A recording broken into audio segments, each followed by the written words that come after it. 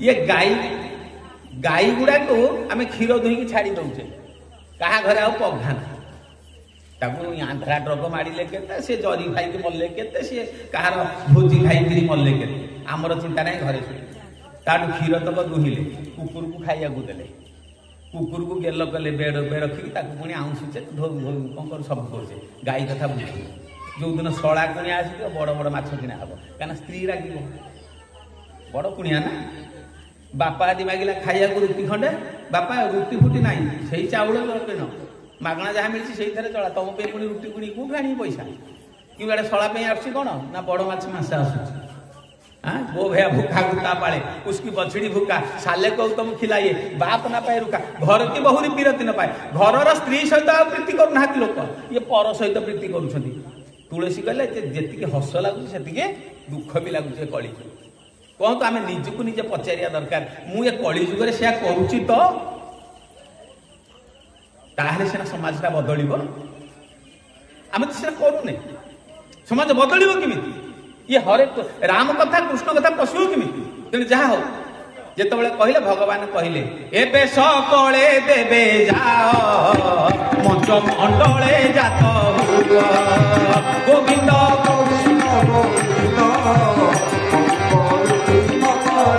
जातव आदि सप्त वंश वंशरे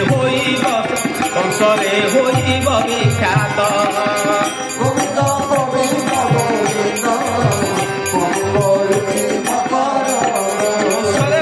विश्वास सकले देवे जा मंच मंडले जात हुआ जातवादी सप्तवंश वंशरे हो विश्वास क्या दुष्ट लोक से विश्वास करिया दरकार आ दुष्ट से गंडगोल कर केतबेले हाणी यही पीछे पड़े पुणी कहले गोपी गोपाल रूप होई गोपे जन्मी देह बही गोविंद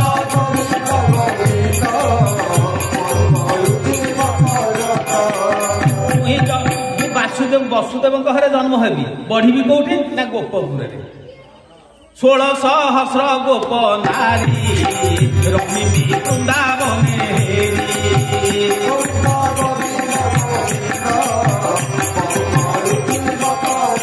मारी अनेक सुर अवनीर भार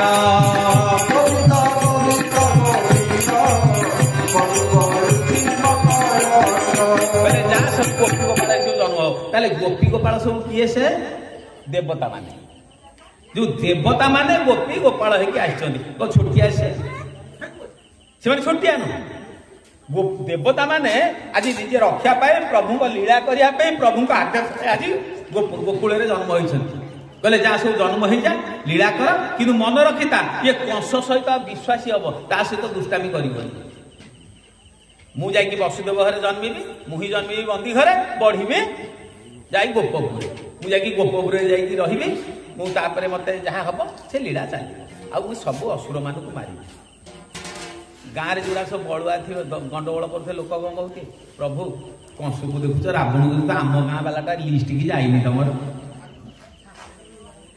कहे ना नहीं जो मैंने गाँव में दुष्ट हे आकु ताकू मारे गाड़ी देवे जो अन्याय अत्याचार करेंगे लोक कौन कहते यही तो भागवत कहते प्रभु आप कंस को माइले मधुकैटव को माइले रावण मारे एड़े एड़े क्षेत्री की माइले हिरणाक्ष हिरण्यकशिपु को माइले आम गाँव टोकाटा कौन आप लिस्ट की जाइनि तेणु से कहूँ क्या सहित क्या खराब व्यवहार देखानी क्या पचे आशीर्वाद नियो कि क्या अभिशाप ग्रहण करनी ये हूँ भागवत कथा ताकू हेले गाँटा सुरुखुरी रह सुंदर भाव रही आमे आसू गाँ मिसाइबे नेता आसे गाँ भाग्या सी चाहिए जी गाँव में गोटे घर जब विभाग हम ये दल को धरवे सी दल को धर आम कहू भाई मुंडिया मारुचु कहीं एका सम भांगनी समस्त एकाठी क्या गोटे बापार छुआ तुम गोटे गाँ भितर रही ये गाँटी जाक जब एकाठी रहा सीना समय समय कम दब जदि 4 भाग हो कम दब किए ताले कौथुरु ना भागवत शिखौछंती आमे समस्त एक हेकि बंचिबा संसार भितर आज गोपी गोपाल माने सब जन्म हो गले जन्म होला परे रहिले देवकी तो विवाह विभिन्न कथा अच्छी देवकी हूँ कौन ना देवकंकर कन्या देवकी ବାହାରେ କାହାକୁ ବସୁଦେବଙ୍କୁ ସୁରସେନ ବଂଶୀୟ ବସୁଦେବଙ୍କୁ ବାହା ହେବେ। ବାହା ହେଇସାରିଲା ପରେ କଂସଟା ଏଡ଼େ ଦୁଷ୍ଟ, ସମସ୍ତେ ତା ବିରୁଦ୍ଧରେ ଯାଉଥାନ୍ତି ସିନା ମୁହଁ କେହି ଖୋଲୁନଥାନ୍ତି। କଂସ ବିରୁଦ୍ଧରେ ସମସ୍ତେ ଯାଆନ୍ତି, ମୁହଁ କେହି ଖୋଲିବେନି, କାରଣ ହଣା ଖାଇବେ, ଫାଶୀ ଚଢ଼େଇ ଦେବ ନା। କିନ୍ତୁ ସମସ୍ତେ ଭଗବାନଙ୍କୁ ଡାକୁଥାନ୍ତି, ପ୍ରଭୁ ଏ ଦୁଷ୍ଟଟା ଆମକୁ ବଡ଼ ହଇରାଣ କଲା। ଯାହା ହଉ କଂସକୁ ତ କହିଲେ ତାର ସବୁ ପାଟ ଲୋକ କହିଲେ ଆପଣମାନଙ୍କୁ ରହିଛନ୍ତି, ଆପଣ ଟିକେ ଏମିତି ଗୋଟେ କାର୍ଯ୍ୟ କରନ୍ତୁ ଯୋଉ କାର୍ଯ୍ୟରେ ସମସ୍ତେ କଂସ ଭଳିଆ ଆଉ ଭାଇ ଜଗତରେ ନାହିଁ, କଂସ ଭଳିଆ ଭାଇ ଜଗତରେ ନାହିଁ। କଂସ କହିଲା ତାହେଲେ କ'ଣ କରିବି ନା, ଯେତେବେଳେ ବସୁଦେବ ଆଉ ତାଙ୍କର ବିବାହ ହେଉଛି କହିଲା ମୁଁ ନେଇକି ଯିବି ଶଗଡ଼ରେ ଧରିକି, କ'ଣ ଯୋଉ ଜୋତା ହେଇଛନ୍ତି ରଥ ଜୋତା ହେଇଛନ୍ତି, କହିଲା ରଥର ଲଗାମକୁ ମୁଁ ଧରିକି ନେବି, ମୋ ଭଉଣୀ ଆଉ ଭିଣେଇକି ସାଙ୍ଗରେ ନେଇକି ଯିବି। ସେଇଥି ଯୋଗୁଁ ଭାଇମାନେ ସାଙ୍ଗରେ ଯାଆନ୍ତି। ଯଦି ବୋପା ସାଙ୍ଗରେ ଗଲା ତାହେଲେ ଆପଣ ମନେ ରଖିଥିବେ କୋଉଠି କାଳିଜାଇ ଦୌଡ଼ିକି ବୁଲିଛି, ତେଣୁ ଭାଇ ଯିବ ସାଙ୍ଗରେ। ଦେଖନ୍ତୁ ଭାଇ ହେଉଛି ଭଉଣୀ ପାଇଁ ହେଉଛି କ'ଣ ରକ୍ଷାକର୍ତ୍ତା। ଲଙ୍କାରେ ସୀତାମା ବସିଛନ୍ତି, ଆଉ ସେ ପାଖରେ କିଏ ଅଛନ୍ତି କି ତାଙ୍କର? କେହି ନାହାନ୍ତି, ଏକୁଟିଆ। ରାବଣ ପଳେଇ ଆସିଲା ଧରିକିରି ତାର ସବୁ କ'ଣ ବଳୁଆ ଅସୁର ଗୁଡ଼ାକ। କହିଲେ ସୀତା ଗୋଟେ କାମ କରା, ସେ ବନବାସୀଟାକୁ ଆସିବନି। ଆଇ ଏଡ଼େ ବଡ଼ ଦେଖୁଛୁ କେମିତି ମହଲ, ମୁଁ ହେଉଛି ତ୍ରିପୁର ବିଜୟ ରାବଣ, ମତେ ମୋ ମୁହଁକୁ ଟିକେ ଅନା। ତୁନ ଧରି ଓଟା କହନ୍ତି ବୈଦେହୀ, ସାଙ୍ଗେ ସାଙ୍ଗେ ଗଲେ ଗୋଟେ ଘାସଟେ ଉପାଡ଼ି ଦେଲେ। ଘାସଟି କିଏ? ସେ ନା ମା ହଉଛନ୍ତି ଭୂମିଜା, ଭୂମିରୁ ଜାତ ହେଇଥିବାରୁ ସେ ହେଲେ ଭୂମିଜା। ବୁଝି ହଉଛି ମା, ଭୂଇଁରୁ ଜାତ ହେଇଛନ୍ତି, ଭୂଇଁ ହେଲା ଭୂମି, ଭୂମିରୁ ଜାତ ହେଇଥିବାରୁ ସୀତା ହଉଛନ୍ତି ଭୂମିଜା। ଇଏ ଏଇ ଯୋଉ ଦୁବଟା କୋଉଥିରେ ଜାତ ହେଇছে? ଭୂଇଁରେ, ସିଏ ହେଲା ଭୂମିଜ। ଅର୍ଥାତ୍ ଦୁବ ଆଉ ମା ସୀତା ଇଏ ହଉଛନ୍ତି ଲେଖାରେ ଭାଇ ଭଉଣୀ। କହିଲେ ମୋ ପାଖରେ ସିନା କେହି ନାହିଁ, ମୋ ଭାଇଟା ଅଛି, ଟେକି ଦେଲେ ଦୁବ ଘାସ। ଏମିତି ଦେଖାଗଲା ରାବଣକୁ। ରାବଣ କହିଲା ଆଉ ମୁଁ ବଞ୍ଚି ପାରିବିନି, ଫେରିକି ପଳେଇଲା। ଚିନ୍ତା କରନ୍ତୁ, ମାନେ ଦେଖନ୍ତୁ ଇଏ ହେଉଛି ଶାସ୍ତ୍ରଗତ ପ୍ରମାଣ।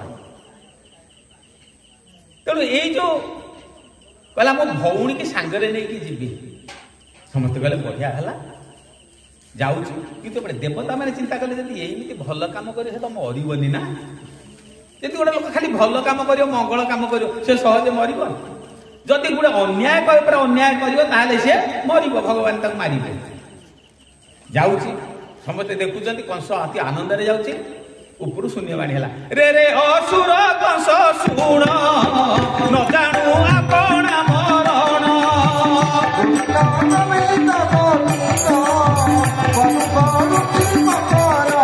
ଜାଣୁଛ ବହୁତ ସତେ, ତୋତେ ମାରିବେ ତାର ସୁତେ।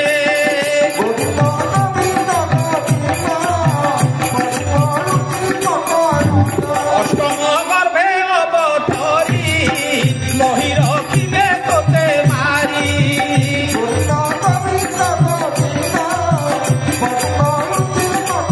ବୋଲ ଭକ୍ତବତ୍ସଳ ଭଗବାନ କି। ରେ ରେ ଅସୁର କଂସ ଶୁଣୁ, ଏ ଅସୁର କଂସ ଶୁଣୁ, ଯାହା ରଥକୁ ତୁ ଆନନ୍ଦରେ ନଉନୁ ତାରି ପିଲାମାନେ ତୋତେ ମାରିବେ। ପୁଣି ଅଷ୍ଟମ ଗର୍ଭେ ଅବତରୀ, ମହି ରଖିବେ ତୋତେ ମାରି। ଅଷ୍ଟମ ଗର୍ଭରେ ଯିଏ ଆସିବ ସେ ତୋତେ ମାରିବ, ମହିକି ରକ୍ଷା କରିବ। କଂସ ଶୁଣିକି କେତେ ଆନନ୍ଦ ହେଲେ, ଡେଇଁ ପଇଲା, ଧଇଲା କରବାଳ, ଖଣ୍ଡାଟାକୁ ଧରି ପକେଇଲା, କହିଲା ମୁଳୁ ମାଇଲେ ଯିବ ସରି, ଦେବଙ୍କ ସଙ୍ଗେ ଦୀପା କଳି।